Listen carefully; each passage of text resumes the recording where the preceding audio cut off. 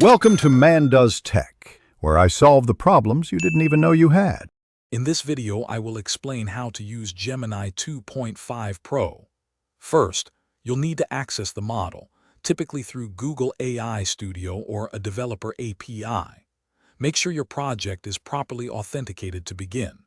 Gemini 2.5 Pro offers powerful capabilities for generating text, code, and more, handling up to 1 million tokens.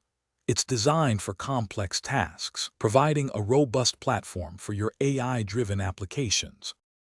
Gemini 2.5 Pro stands out with its impressive 1 million token context window, allowing for incredibly long and detailed interactions.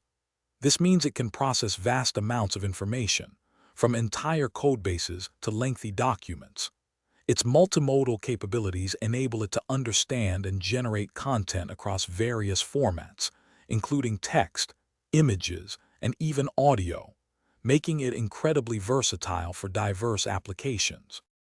To get the most out of Gemini 2.5 Pro, focus on crafting clear and specific prompts.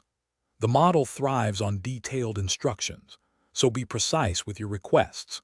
Utilize its expansive context window for tasks like summarizing lengthy reports or analyzing large datasets.